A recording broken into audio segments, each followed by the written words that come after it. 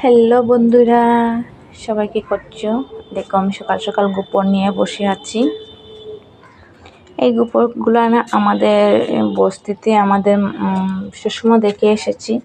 আমরা মা ঠাম্মা দিদা ওরা সকাল সকাল বাসি কাজ করতে, এই গড় ছিটা উঠান ছিটা দিতে আমরা দেখে এসেছি। আমরা হয়তো এখন টাউন বাড়িতে থাকি, এই গোবরগুলাকে অনেকেই ধরতে আমরা ঘৃণা করি, যে ধরবো কীভাবে, হাতে লাগে যাবে, আমরা অনেকেই ঘৃণা করি। কিন্তু এটা খুবই একটা শুদ্ধ জিনিস। আমরা যে কোনো অনুষ্ঠান হোক, যে কোনো গ্রহণ হোক, এই গোবরের কিন্তু দরকার লাগে। এই গোবর ছাড়া কিন্তু কাজটা হয় না, আর অনেকে আবার ঘৃণা করে, তাই না? এই জন্য সকাল সকাল আমি নিয়ে বসে আছি। দেখো গোবরগুলা, এই আমার চুলাটা ভেঙে গিয়েছে।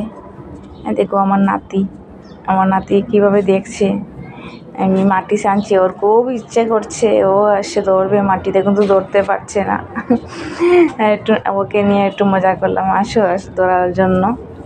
ও ধরার কি, সামনে নিলে পরে অনেক ইচ্ছে ও ধরবে, এখন তো কিছু সামনে থাকলে মুখে দিয়ে দেয়, এই জন্য দিতে পারছি না।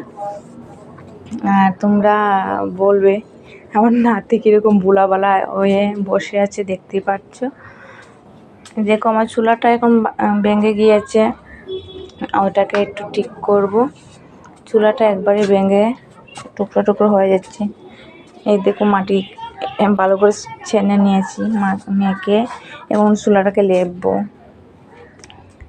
খুব ছোটো মোটো একটা চুলা বানিয়েছি, খুব শখ করে বানিয়েছি, যেহেতু তো চুলাতে রান্না হয় না। আর তোমরা তো জানোই সবে যে গ্যাসের কীরকম সমস্যা ছিল।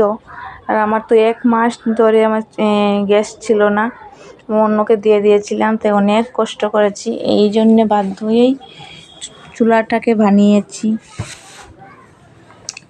আর দেখো ওকে নিয়ে একটু মজাক করছিলাম, কী করছে দেখো, মাটিটাকে ধরার জন্য লাফাচ্ছে, এখন বহুত ইচ্ছা করছে।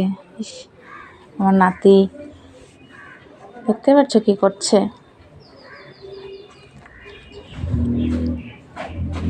তো তোমরা সকলেই অবশ্যই জানাবে কে কে ও এরকম মাটি দিয়ে চুলাগুলা পরিষ্কার করো।